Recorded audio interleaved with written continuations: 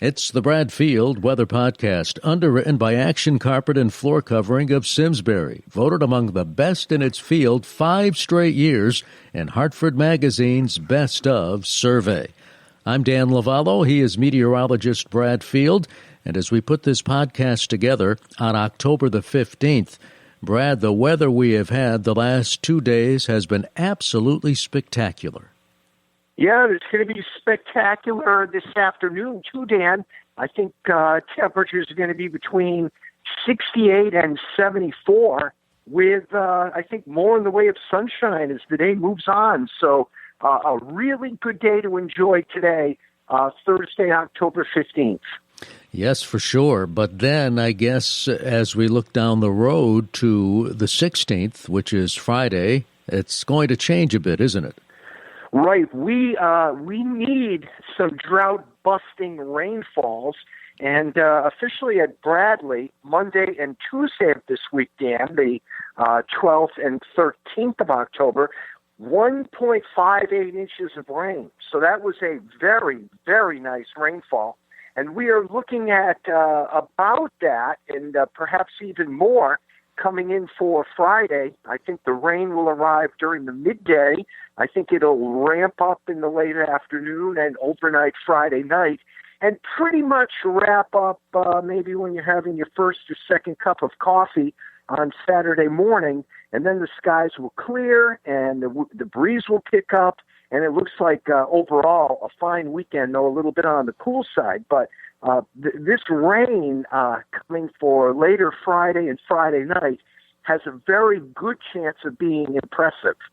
Well, now, we had talked about this in the previous podcast. Obviously, we need the rain, but it's important that the rain come now before the ground freezes in order to have an effect as far as the drought is concerned, right? Yes, indeed, Dan. It needs to percolate down through the soil. And if all of a sudden we had a really hard freeze in December and the ground had a few inches of frost in it, or the ground becomes like concrete, and if we start getting some rainstorms, it would just run off into the storm drain. So it's very important what happens during the month of October and November here to see some percolation down into the water table, so that some of these wells can come up before the winter sets in. And I do have some stats on how much of a deficit we're at, Dan. Again, we had the 1.58 inches on Monday and Tuesday, which was great, because that was more than we had the entire month of June. We only had 1.24 inches for that month. It was more than we had for the entire month of July. We only had 0.98 inches. So we are really running a deficit. Yearly rainfall to date. Now, this is from January 1st through October 15th, today, which is the day we are recording the podcast. So far this year, Dan, only 24.77 inches. Now, when you look at the 30-year average, what we should have from January 1st through October 15th is 36.25 inches. So in other words, we've had 2 feet. We should have had 3 feet. We're running an 11.5-inch rainfall deficit for the year, which is a good 32% below average. But again, an 11.5-inch deficit to date, I think we'll probably knock off a good 1.5 inches of that deficit with this rain coming on Friday late and Friday night. So as far as the rainfalls go, Dan, I looked at all the different computer models. The NAM, which is the North American model, is predicting anywhere from 1.25 inches to about 1.75 inches.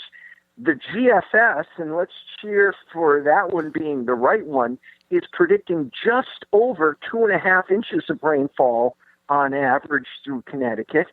And the European model is predicting 1.5 inches to 2 inches of rain. So all the models are in agreement. It looks like a solid 1.5 inches coming in. And, I like that new National Weather Service product where they give the odds of something happening. and the odds on this storm coming in, for the chance of a half an inch of rain or more, the odds are 82 to 93% across Connecticut. The odds of an inch of rain or more is 59 to 77% across Connecticut. And then the odds of 2 inches or more are around 10 to 20% in northern Connecticut, the northern half of the state, with Putnam having the highest chance, a 17% chance of 2 inches or more. So it looks like, if I had to predict the exact amount, I'd say a good 1.5 inches to 2 inches of rain coming, especially Friday night. Where is the storm coming from, Brad? All right. Well, this is an interesting setup, Dan. What we're seeing on the weather map right now is a high in the western Atlantic today, and that's for the most part going to give us some sun, and we've got a cold front that's working through western New York and western Pennsylvania. Now, as we head toward daybreak Friday, October 16th, that cold front is going to be strung out just to our east, let's say from Maine to Rhode Island, down to North Carolina, and then into the Gulf of Mexico. That's where the cold front will be. Now, Friday evening, it looks like a storm is going to form on the front. It looks like there'll be a storm forming off the New Jersey coast, and then it's going to kind of ride up along the front like a train going down the tracks, feeding off the warm air east of the cold front, feeding off the cold air west of the cold front. The low is just going to kind of ride right along that front, such that by Saturday morning, October 17th, that low should be over Cape Cod or just off of Cape Cod. So with the storm tracking from New Jersey to Cape Cod, we're going to be on the cold side of it, but we are going to get doused with rain as the storm takes that path, with the heaviest of the rain coming in, I think, overnight on Friday night. By Saturday morning, though, with the low departing Cape Cod, it looks like we're going to see high pressure right around the Virginia-Kentucky border region. And by Sunday, that high is strung out from southern New England to Virginia. So Sunday, I think, is beautiful. It starts off chilly, but with the sun and hardly any wind, nice blue sky. Temperature should be right around 60, so coolish, but a nice day. Backing up a little, once the storm goes by on Saturday morning, it's off Cape Cod. I think it's going to be fairly windy on Saturday, too. Temperatures struggling to get out of the 50s. Now, Monday, Tuesday, Wednesday, so once we get rid of this storm, I don't think much is going to happen next week. We'll see high pressure from Nova Scotia Monday morning. Remember, around high, we've got a clockwise flow. So if the high is up near Nova Scotia, that's going to mean a southeasterly flow for us. So moisture will be coming in off the Atlantic. So I think even though we're under the influence of high pressure, I think we're going to see more in the way of cloud cover on Monday, even though I don't think it's going to rain. I just think it'll be kind of cloudy, peaks of sun. That high is going to be off the Massachusetts coast by Tuesday morning. So again, that southeasterly flow. Wednesday, it's off the Massachusetts coast down to western North Carolina. And then by Thursday, there's a high from the northern tip of Maine to western North Carolina. So I guess what I'm saying here, Dan, is we get this big storm later Friday and Friday night. Then it clears on Saturday, and it's windy on Saturday. It's gorgeous on Sunday. And then the early and middle part of next week, not a heck of a lot happening. High pressure in command, but with sort of a flow off the ocean, a good deal of cloud cover, but no storms next week, at least through Thursday. The Bradfield Weather Podcast is underwritten by Action Carpet and Floor Covering of Simsbury. I want to take a moment to talk about Action Carpet and Floor Covering of Simsbury, underwriters of the Bradfield Weather Podcast. Founded in 1993 by Kevin Blake, Action Carpet and Floor Covering has a mission. And that mission is to understand how customers' individual flooring needs are met and to help customers realize all of their options. Now, Action Carpet and Floor Covering aims to assist customers in making an informed flooring purchase, a purchase that will suit a customer's budget requirements and lifestyles. Building relationships of trust and comfort is of the utmost importance for the Action Carpet and Floor Covering team. Action Carpet and Floor Covering wants customers to be beyond satisfied. Action Carpet is there for you. Flooring, vinyl, laminate, hardwood, backsplashes, area rugs, check. Carpeting, yes. Tiling needs, yes. Action Carpet and Floor Covering handles it all. Call Action Carpet and Floor Covering today, 860-651-8406, 860-651-8406. Action Carpet and Floor Covering. You can also visit them online, action-carpet.com, action-carpet.com. Action Carpet and Floor Covering of Simsbury, underwriters of the Bradfield Weather Podcast. Now, getting back to October the 16th, Friday, October the 16th, which is tomorrow as we record this podcast, are we going to get any rain during the day? Yeah, I think so, Dan. I think, when the cold front comes through tomorrow morning, it will be coming through in the morning and then get kind of hung up just off to our east from Maine to Rhode Island to North Carolina. But as the front limps through Connecticut tomorrow morning, there might be a shower around. So, we can't rule out a shower for the morning commute on Friday. But I think the main body of the rain is going to wait for that low to develop off New Jersey and then move up to a position near Cape Cod. So I do think that we'll see rain developing from south to north, because that's the way that storm is going to track tomorrow and tomorrow night, Friday and Friday night. It's going to track from south to north. So I think beginning on the Connecticut shoreline first, probably somewhere in the midday. I'd give a range of maybe 11 a.m. to 3 p.m. for the rain developing tomorrow, 11 a.m. on the Connecticut shoreline on Friday to 3 p.m. Up toward the Massachusetts border. Then from that point, late afternoon Friday and Friday night, I think it's going to really come down hard. Okay, well, as you said, we need it. Now, what else is going on as far as on the weather map is concerned as we look across the country? Yeah, not a heck of a lot, Dan. We're seeing some ridging on the west coast and some slight ridging on the east coast with a fairly deep trough in the middle part of the country. And what that's going to lead to is, as we head through, we're recording this podcast on Thursday, October 15th. But as we head toward the latter part of the month and head toward, say, for example, Halloween, so, kind of rounding out the month of October, I kind of see a permanence to the weather pattern, or I should say some staying power to where the jet stream wants to set up. Unfortunate for the folks out in the West, because, we've been talking on previous podcasts about the wildfires out West. It looks like they're going to be under a ridge, which is not good. It means more in the way of dry weather. It means subsidence or downward motion in the atmosphere, which inhibits the formation of clouds and inhibits the formation of any kind of precipitation.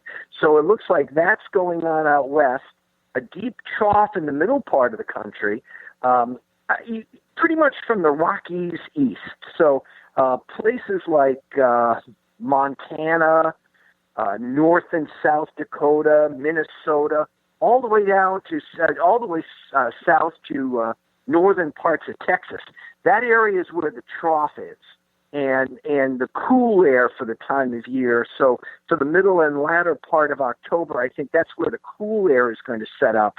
And then it looks fairly mild along the eastern seaboard once again. But the point is, the cool air is nearby, and I do see that shifting as we head toward the end of the month, looking at some of the longer range computer models, as we head toward the end of October, toward Halloween, it looks like that cool air, which I mentioned is just east of the Rockies, Minnesota, North and South Dakota, down to Texas and all that, it looks like it's going to start shifting east, so that toward the end of the month, the Ohio Valley and the Mid-Atlantic and the southeastern states are going to be especially cool with regard to average. You might ask, Brad, what is average? Well, in middle of October, Dan, normal daytime high of about 64, somewhere in there, and a normal nighttime low around 40. So it's definitely going to be cool with respect to average this weekend. But I think next week is just kind of a fairly blah week. Not a heck of a lot going on weather-wise. Good week for raking up some leaves. Good week for maybe shutting your outdoor water off for the winter time. Bringing in the hoses. Kind of tasks like that. My wife was shopping the other day up in Southwick, Massachusetts, and she came home with all these snow stakes, and I asked her, do you know something that I don't know? But it's a good week next week, Dan, to I think get some of those chores done. That you typically do as you approach the winter. Now that I'm in my semi-retired life, I'm way ahead of schedule, Dan. I've got the lawn, pretty much cut, and most of the leaves off the lawn, and I've got my firewood stacked for the winter already. It's been delivered and stacked, and the chores like turning the humidifier on through the downstairs furnace and putting in new filters and so forth, and I even drain the hot water tank. I'm getting very domestic in my old age. Well, that's a good thing, but I can attest to this. The more we mature, quote unquote, age, it seems the more chores we have when we supposedly have this free time. So brace yourself for even more chores, is what I'm trying to say. Yeah, what I'm trying to say is that, like, through those 34 years that I was working at NBC, I don't think I drained the hot water tank once. But now it's like, I'm supposed to drain the water tank, and yep. And so I did that, and we've got a little sunroom. I guess you call it a 3-season room. Mm-hmm. We never use it in the winter except as an additional refrigerator because it's so cold out there. But the sunroom has a little propane heater in it, and it's really nice this time of year. I'm actually very excited about sitting out there tomorrow with the heavy rain coming in, and put the propane heater on, and maybe read a good book and shut the TV off and get away from this politics for a little bit. Boy, that sounds like a plan for sure. Well, as we take a look at what is on the weather map, and then we look into the crystal ball, I'm gathering what you're saying is, for the moment, we in Connecticut, in our region, we're going to be below the jet stream, or where are we going to be in relation to the jet stream? Actually, Dan, I think it's going to cut up to our west and northwest. So I do think the jet is going to dip down into northern Texas, but then kind of ride back to the north on up into Ontario, for example. So that's going to allow us to be on the mild side of things for a while next week. Let's look at the dates there. That would be say next Thursday, which would be October 22nd. Through about middle of the following week, which would say Wednesday, October 28th. We're going to be mildish, not off the charts warm. I mean, like I say, 64 is the normal high. We might be 67, 68, something like that. It's not going to be that warm. It might just be a few degrees above average. But then as we head toward the end of the month, toward October 31st, the whole trough, I think, is going to shift more to the east. So by then we go under the jet stream. The jet stream will be off to our south and east, I think, toward the end of the month, which would mean cooler air will be allowed to flow in here. And the point that I always make, Dan, about the jet stream, it's kind of, just think of it as a river of air, and along that river of air, you've got demarcations. North of the jet stream, it's cold with respect to average, and south of the jet stream, it's warm with respect to average. But the storms like that. The storms have a cold side and a warm side, and they typically flow right along with the jet. So when the jet stream starts to come back down, which it's definitely done from summer when it's displaced way up into Canada, when that jet starts coming south, we start seeing more and more in the way of storms. So even though we're predicting sort of mildish weather late next week, so that would be Thursday, October 22nd onward, we are predicting above average chances for precipitation too. So it'll be mild with respect to average on the eastern seaboard, places like Georgia, north to New York and New England, but also above average precipitation for the Great Lakes, the Mid-Atlantic, and New England. So we're dry. Once the storm goes by, we're dry on most of Saturday, Sunday, Monday, Tuesday, Wednesday, Thursday of next week. But then we get to Thursday, the 22nd on, the jet will start coming closer and closer as that cooler air shifts east. So from that point on, a rising chance for rain once again. I think we've maybe turned the corner with regard to drought 2020. A good drought-busting rain coming imminently within, say, 24 hours of starting to record this podcast. We should see the first of the raindrops. So that should be a goodly supply, a good 1.5 to 2 inches for most of us. And as I said, as we look into the crystal ball, there's hope toward the end of the month of getting more significant rain as well. Now, I always like to ask you this question because it serves as a reminder when we think about weather. Since the summer solstice, we have lost now, as of this recording, 4 hours and 4 minutes of daylight. How much of an effect does that have on the position of the jet stream? Oh, huge. The jet continues to come south and will continue coming south right up until the winter solstice, which is the lowest angle in the sky for the sun. But the point is there, Dan, the radiation from the sun has to go through the most atmosphere. It makes perfect sense. Like if you were to hold like a basketball or an imitation of the globe in your hand and shoot a flashlight straight down on it, the amount of atmosphere it would have to go through would be a lot less than if you held the flashlight at an angle. It would have to go through a lot more atmosphere.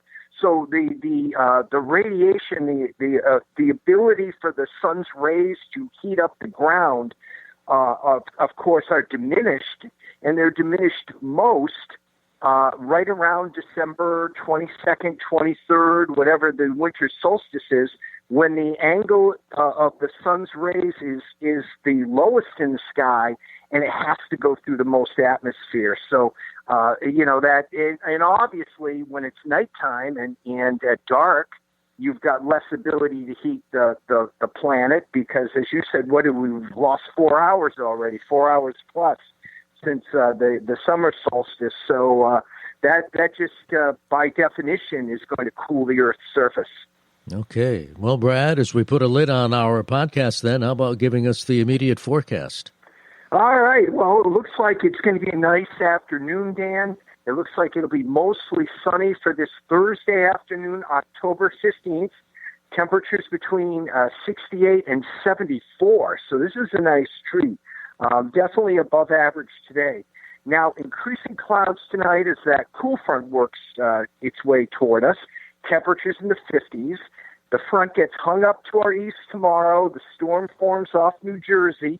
Rain developing south to north across the state, primarily during the midday and afternoon. The rain will become heavy at times Friday night. Temperatures Friday only in the 50s on the cool side of the front, 38 to 44 on Friday night. For Saturday, the rain will end early, 8, 9, something like that. Then a mix of sun and clouds, a breezy or even windy day, a cool day, temperatures in the 50s, 30s on Saturday night. Sunday is sunny, near 60. And next week, sound like a broken record on this, but Monday, Tuesday, and Wednesday, I think a lot of clouds, some sun, no precipitation of consequence. I mean, it might be a little mist first thing in the morning or whatever, but sort of clouds with a little sun and temperatures generally low to mid-60s. And that's not only Monday, but it's Tuesday, Wednesday, and probably Thursday as well. All right. Well, Brad, at this stage of the podcast, as we wrap things up, we always like to thank our first responders who are on the front lines. So a big thank you to them. And also to our podcast audience and to you and Sandy. Have a great weekend. Thank you, Dan, to you and Susan, and thank you to the first responders. And just a reminder to everybody that October 29th, 2 weeks from today, we will issue our winter predictions. Not that far off. Thanks, Brad. The Brad Field Weather Podcast, underwritten by Action Carpet and Floor Covering of Simsbury, voted among the best in its field 5 straight years in Hartford Magazine's Best of survey.